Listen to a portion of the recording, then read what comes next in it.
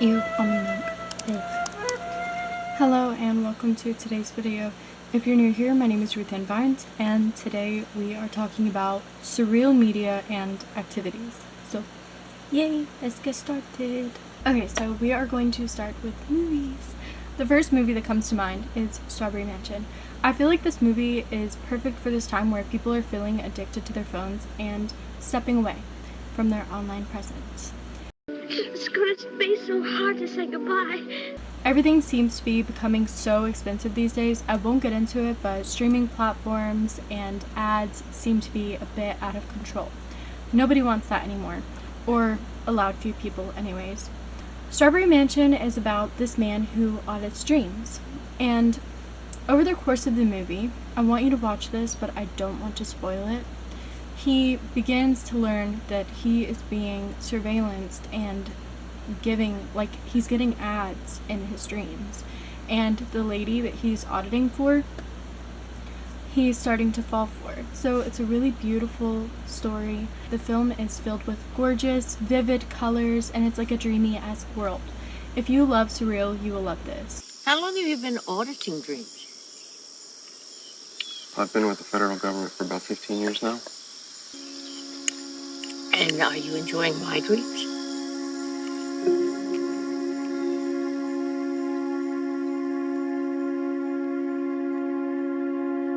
This film is on Tubi, and Tubi has a lot of really good surreal films. Not sponsored, but I do watch Tubi because it is a free streaming platform, and there are a lot of good hidden gems on there. So, another film I adore is Mirror Mask. It delves into grief, but not in the way you think. The film begins with a young girl who's part of family in the circus. She doesn't seem to be thrilled that she's there, and she has a disagreement with her mother before her mom falls ill. You go on a journey with this girl as she copes with seemingly the pain of grief and her lifestyle. It's so beautiful. The soundtrack is so magical. Birds suddenly appear every time you are near, just like me. And amazing. I love this film. Like, I can rewatch it over and over. The style of the film is dark, but it's like surreal and dreamy. And I really think that you would enjoy it if you like those types of movies. And that is definitely a theme with the movies that I love. So, other movies I won't give a description for. This video would go on forever. Are Labyrinth, The Dark Crystal, Moomin Valley, which Moomin Valley is free on YouTube, just so you know, and Studio Ghibli films, of course. I mean, the art style in those it's so good. Like, if you haven't seen a Studio Ghibli film, I highly recommend watching one. The art style is so vivid, and there's so much detail, and it's like a hide and find when you're watching those films, because there's just so many interesting things to find. They all give a magical whimsy feeling that makes you feel thoughtful or inspired afterwards. For me anyways, but I hope so for you too. If you have some movies or shows that make you feel this way, please comment them down below so that other people can read them and myself can maybe indulge in them. So, also, I will add that documentaries on underwater creatures, the solar system, national parks, and spirituality and religion. I adore watching movies like this. I feel like it gives such a magical feeling to humanity, to see different creatures, learn about different places on Earth, look at the way that nature is all over the world, places even off the Earth, and see similarities and differences in beliefs can bring you a magical feeling. I really love watching different documentaries, especially underwater ones.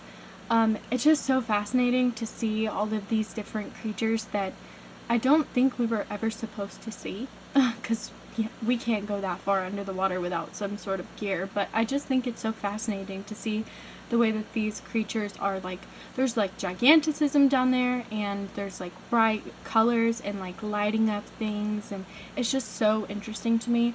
But also seeing the similarities and differences between religion, it also feels so magical.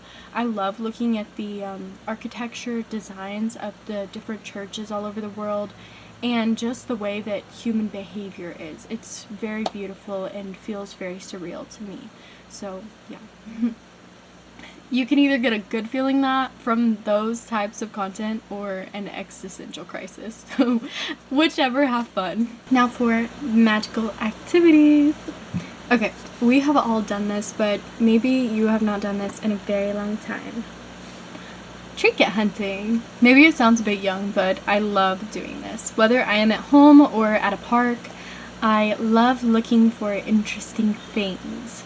I love looking for rocks shaped like things, feathers with intricate patterns, or different types of mushrooms and plants. I know you guys know that if you watch my videos. I literally love looking at mushrooms. I don't know what it is. I just find them so interesting and so different. And nature is always moving, so you will always find something different. It's fun to build up a little collection, and you can set them in your windowsill, and then as the seasons change, you can trade out your trinkets with other things that are outside. And you can just put it outside. You don't have to throw it away because it's literally nature. It will go right back into the ground. And I will add, don't just pick random plants or mushrooms. If you can, try to figure out what you're picking. It's good to not just pluck anything out of the ground, okay? Kind of similar to the last activity, is animal watching. I find myself unintentionally doing this when I'm working on projects at my desk. If the window is open, I will just gaze outside and see birds just hopping around, and they're all so different and beautiful. Like, they all make different music sounds, and it's extremely fascinating. It isn't necessarily a hobby, but an activity I find myself naturally doing. You don't have to have a book showing you all the different types of birds, fish, and insects. You can just observe them. It is so entertaining to me to just watch these creatures. It is a meditative, under-stimulating activity. That's all I'll say on that. I think it is important to slow down and enjoy our environment. And I'm sorry if you live in the city, but you're just gonna have to keep people watching, so sorry. The next activity is exploring old antique shops. I love looking around shops for inspiration for writing, painting, etc. There is so much clutter. I find it fun to search for hidden gems.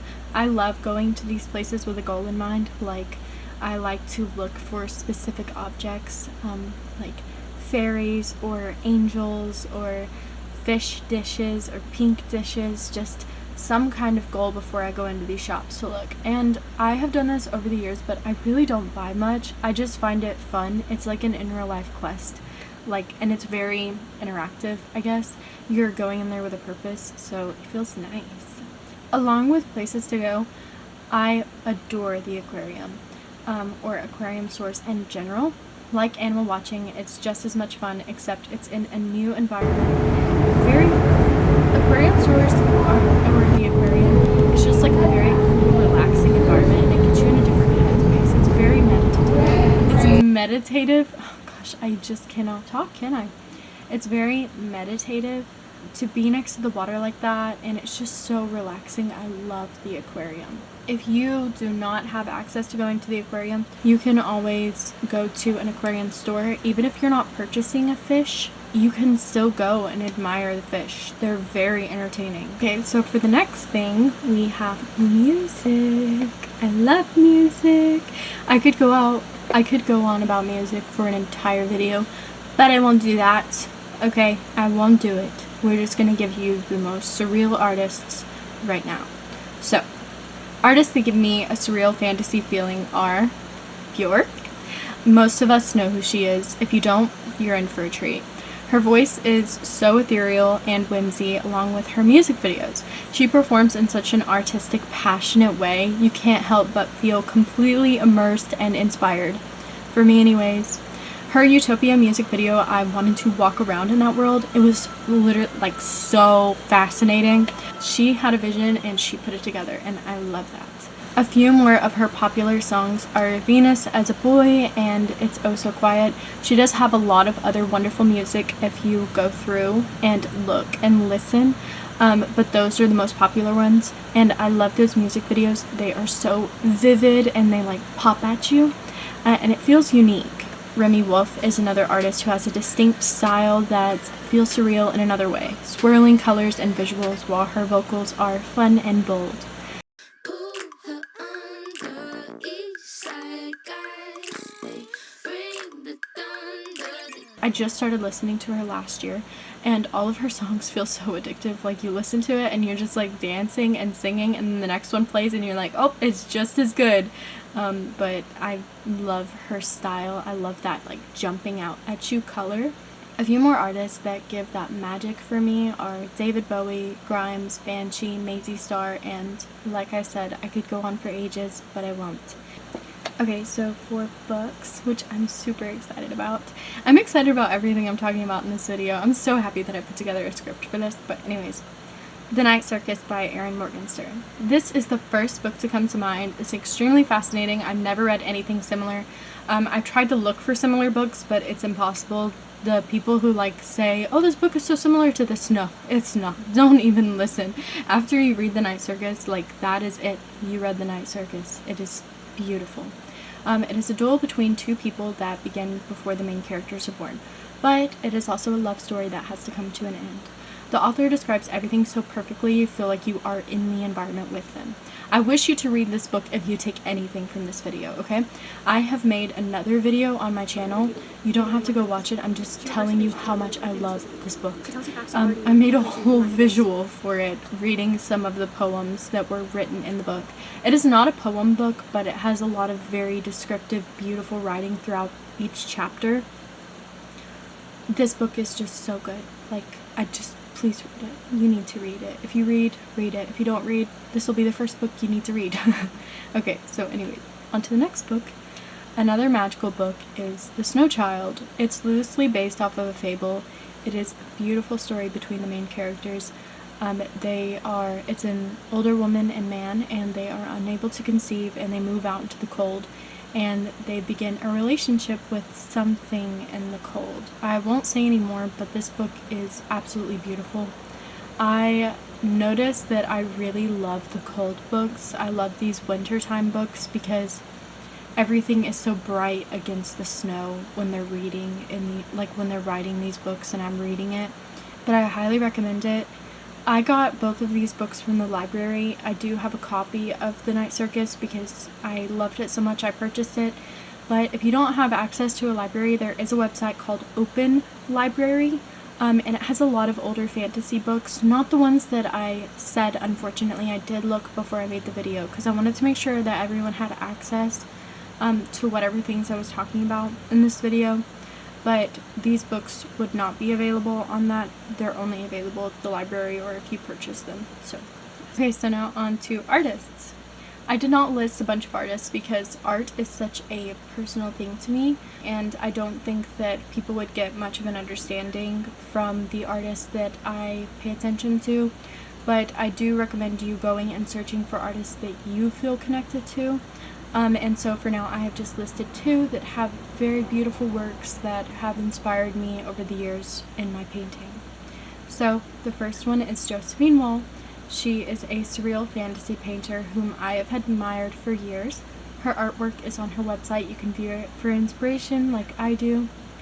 I feel it is easy to become distracted when searching for art inspiration online because of so much AI. But when you learn about specific artists, you can stay on track. Another artist whose work I am fascinated by is John Astor. I have to read that one because I don't know how to say his name. John Astor Fitzgerald. Maybe I said that right. He has older 1800s works of fairies, and I love looking at the details. Both of these artists, their artwork is very fairy, and Josephine Wall has some very bright colors in her works, and then John's artworks there's so much like drawing technique, and the characters have very distinct features that fit his style. Let me just add here, I am looking at his characters' faces again, and they are so funny. Might I add, that is a fairy funeral. His face, okay. So I guess you can see his style, but it's very humorous. I don't typically look up inspiration, but I do love when I do need inspiration to go to these specific artists and look at their distinct style to tell mine apart. So yeah, that's for artists. So overall, we have went through books, movies, artists, and different activities you can do to get your surreal and whimsy feelings back. I really hope something in this video helps you to enjoy life in a bit of a magical way. We get too absorbed in daily work, responsibilities, and world problems. We forget the beautiful things are around us every day. If you have something to add, please do so below, and I hope you all have a magical day, and thank you for watching.